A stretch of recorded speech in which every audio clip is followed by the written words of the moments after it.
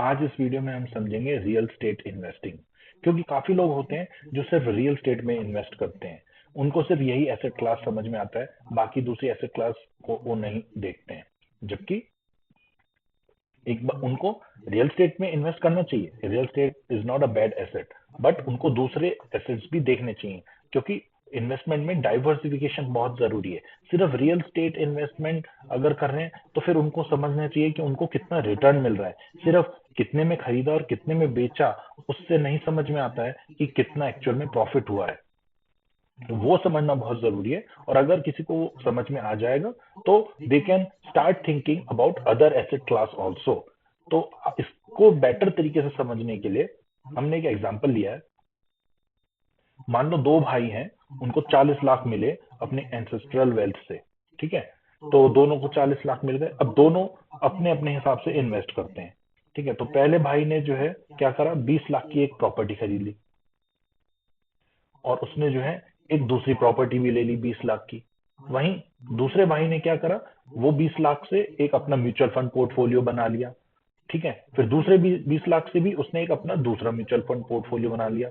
इधर इस भाई ने जो है एक प्रॉपर्टी एक ऐसी जगह ली जो थोड़ी सी वेल डेवलप्ड जगह थी, और यहाँ इसने एक ऐसी जगह पे प्रॉपर्टी ली जो उसको पता था कि कुछ साल बाद वहां पे डेवलपमेंट होगा। तो इनिशियली वहां पर कोई रिटर्न मिलेगा नहीं उसको। ऐसे ही इस भाई ने जो है एक ऐसा पोर्टफोलियो बनाया जहां पर रिस्क थोड़ा मीडियोकर रहे, और एक उसने ऐसा पोर्टफोलियो बनाया जहां पर उसने थोड़ा रिस्क ज्यादा लिया। फिर 20 साल बाद क्या होता है, 20 साल बाद हम देखते हैं कि इस प्रॉपर्टी पे यहाँ करण को मिल रहे हैं 1.6 करोड़। तो 20 लाख लगा के 1.6 करोड़ मिलना बहुत बढ़िया बात, बहुत बढ़िया बात है। और सब लोगों को ये अच्छा ही लगेगा देखने में। ठीक है, उधर दूसरी प्रॉपर्टी में जहां उसने जो है एक रिस्क लिया था, उसमें भी अच्छा एप्रिसिएशन मिला। उसका 1.9 करोड़ की एप्रिसिएशन वैल्यू है आफ्टर 20 ईयर्स। देखने में बहुत अच्छा लग रहा है। Karan is happy, even everyone will be happy by looking at this numbers कि 20 लाख लगाए थे, यहाँ 1.5 करोड़ मिल गए, इधर 20 लाख लगाए, यहाँ ऑलमोस्ट 2 करोड़ बन गए। फिर इनफ एप्रिसिएशन। इधर अर्जुन ने जो म्यूचुअल फंड में इन्वेस्ट करा था, वहां उसको दिख रहा है कि 20 साल में उसको करीब 13% का रिटर्न मिल रहा है। और उधर जहां पर थोड़ा सा उसने रिस्क बेटर लिया था, वहां उसको 15% का सीएजीआर मिल रहा है। ठीक है, तो अगर सिर्फ ये देख कर कि हमने कितने में लिया और कितने में बेचा, इससे आप खुश हैं, तो आप गलत कर रहे हैं। क्योंकि आपको ये देखना होगा कि आपने एक्चुअल में कितना रिटर्न जनरेट करा। अगर मैं इसका सीएजीआर निकालूं तो वो निकल कर आता है 11%, और अगर मैं इसका सीएजीआर निकालूं तो वो निकल कर आता है 12%। ठीक है, यहाँ म्यूचुअल फंड में 12% या 12 से ऊपर लॉन्ग टर्म में मिल ही जाता है। आप कोई भी म्यूचुअल फंड्स के मैक्सिमम निकालोगे, प्योर इक्विटी फंड्स, मैक्सिमम में आपको 12% या उससे ऊपर दिख ही जाएगा इन द लॉन्ग रन। तो अगर मैं 13% के हिसाब से देखूं तो इसका कितना बना, 2.3 करोड़। यहाँ इसके दोनों इन्वेस्टमेंट में इतना नहीं बना, और यहाँ इसका जो मीडियोकर म्यूचुअल फंड था उसी ने 2.3 करोड़ दे दिए। और इधर जो जहां पर थोड़ा सा उसने रिस्क लिया, वहां उसके बन गए 3.27 करोड़। तो आप डिफरेंस देख रहे हैं। डिफरेंस ये नहीं कि कितना बन गया, डिफरेंस ये है कि आप यहाँ पर रिटर्न, रेट ऑफ रिटर्न नहीं देख रहे हैं। आप बस ये देख रहे हैं कि कितने में खरीदा और कितने में बेचा। जब आप कभी भी प्रॉपर्टी ले रहे हैं तो आप कितने में खरीदा कितने में बेचा के साथ साथ ये भी देखें कि कितने साल में वो प्रॉपर्टी इतने लेवल पर पहुंची है। उसी से आपको पता चलेगा कि कितना सीएजीआर है उसका। अगर आपका सीएजीआर 12% तक जा रहा है तब तो ठीक है, लेकिन अगर आपका सीएजीआर 10% है या 9% है तो कोई वर्थ नहीं है उसकी। इसलिए आपको ये जज करना बहुत जरूरी है कि कितना रेट ऑफ रिटर्न मिल रहा है आपको अपनी प्रॉपर्टी पे। अब आगे हम देखते हैं कि which investment keeps your life simpler and smoother, real estate investment या investing in equity mutual fund. हम ये नहीं कह रहे हैं कि रियल स्टेट अच्छा है या म्यूचुअल फंड अच्छा है, हम सिर्फ ये बता रहे हैं कि कौन सा इन्वेस्टमेंट सिंपल है और स्मूथर है। तो रियल स्टेट में हम देखते हैं कि हमें हमेशा लो लिक्विडिटी मिलती है। लो लिक्विडिटी से क्या मतलब है, अगर मुझे आज सेल करना है तो जरूरी नहीं है कि वो आज बिक जाएगा, हो सकता है इसको 2 महीने लगे, 6 महीने लगे, 8 महीने लगे। मतलब क्या है कि आपका पैसा आपको इजीली नहीं मिल सकता। इस ये होता है लिक्विडिटी, और यहाँ रियल स्टेट में सबसे बड़ा प्रॉब्लम है लो लिक्विडिटी का। फिर दूसरा है, आपको कोई भी इन्वेस्टमेंट करनी है रियल स्टेट में, आपको एक बड़ा कैपिटल चाहिए इन्वेस्टमेंट के लिए, और अगर आपके पास बड़ा कैपिटल नहीं है तो फिर आप लोन लेंगे। लोन लेंगे तो मतलब आप उसका इंटरेस्ट उनको देंगे, ठीक है। फिर उसके बाद आता है concentration risk. Why concentration risk? Because आप एक जगह पर ब्लॉक हैं। कैसे? आपने एक प्रॉपर्टी ली एक लोकेशन पे, अब वो लोकेशन पे कैसे ग्रोथ हो रही है, वो लोकेशन कैसे डेवलप हो रही है, उस पर बहुत डिपेंडेंट है आपकी प्रॉपर्टी का एप्रिसिएशन। तो वहां पर आप एक कॉन्सेंट्रेशन रिस्क ले रहे हैं, आपने इतना बड़ा अमाउंट इन्वेस्ट करा है और आपने एक कॉन्सेंट्रेशन रिस्क ले लिया है। उसके बाद हम देखते हैं कि रियल एस्टेट इन्वेस्टमेंट में हाई ट्रांजेक्शन कॉस्ट होती है। प्रॉपर्टी की वैल्यू तो है, प्लस उसके बाद स्टैम्प ड्यूटी, रजिस्ट्रेशन, ब्रोकरेज, ये सारी कॉस्टिंग जो है बढ़ा देती है एक रियल एस्टेट इन्वेस्टिंग को। फिर लैक ऑफ ट्रांसपेरेंसी है। Why lack of transparency?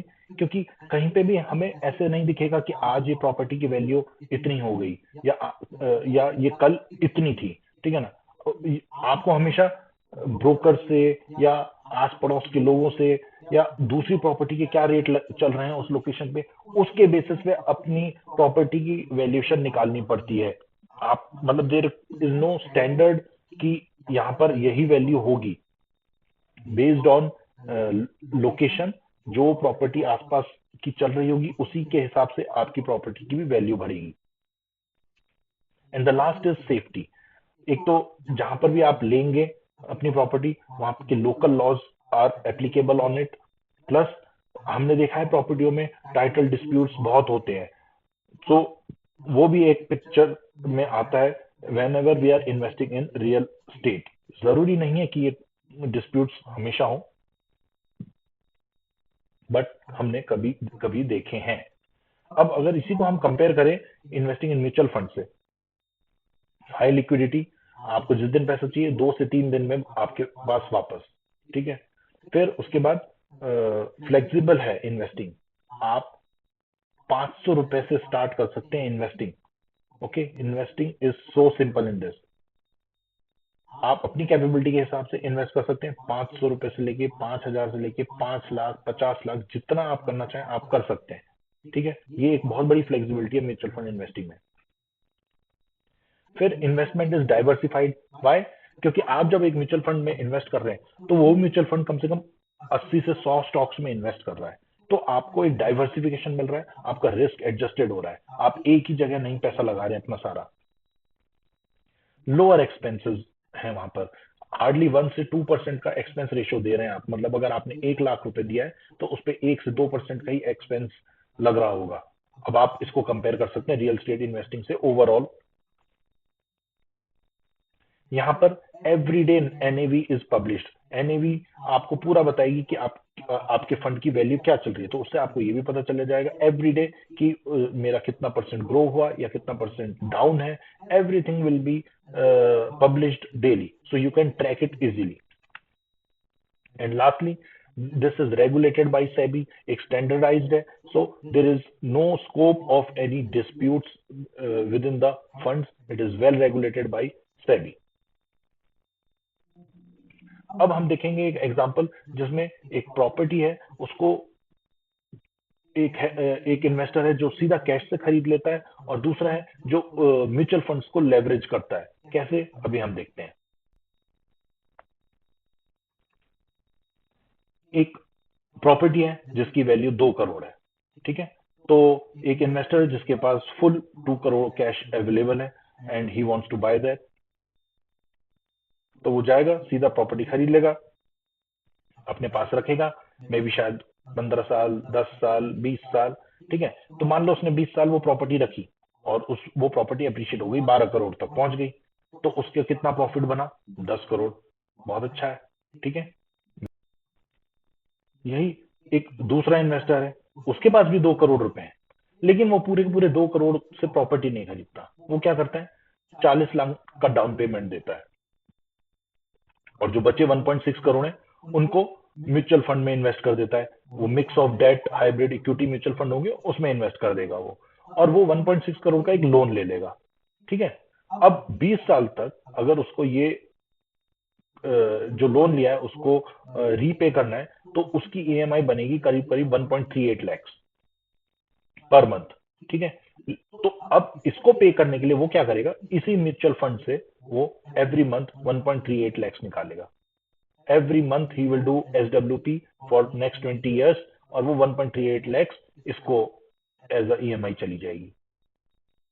After 20 years वो ईएमआई कंप्लीट हो जाएगी, और उस म्यूचुअल फंड में जो लेफ्ट ओवर बचा होगा that will be close to 2 crore. ठीक है।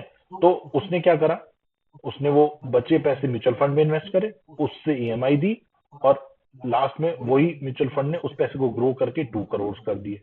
तो अल्टीमेटली आफ्टर 20 years वो प्रॉपर्टी तो 12 करोड़ की हुई, लेकिन यहाँ पर जैसे उसको 10 करोड़ का प्रॉफिट हुआ, यहाँ पे वो प्रॉफिट हो गया 12 करोड़ का। Why? Because there is extra 2 crore coming from this mutual fund. तो he this investor applied a strategy. Based on that he earned more profit compared to this investor जिसने सीधा वो प्रॉपर्टी खरीद ली और उस प्रॉपर्टी को होल्ड करा फॉर 20 years।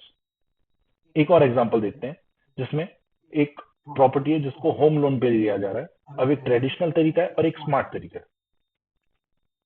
ट्रेडिशनल तरीका ये है कि 1 करोड़ की प्रॉपर्टी है और इन्वेस्टर के पास मान लो 60 लाख है इन हैंड, तो क्या करेगा वो सीधा जो है 40 लाख का एक लोन ले लेगा और 60 लाख की डाउन पेमेंट कर देगा, और जो भी उसकी ईएमआई बनेगी, मान लो उसने 15 साल के लिए लोन लिया है, तो वो ईएमआई 15 साल तक देता रहेगा।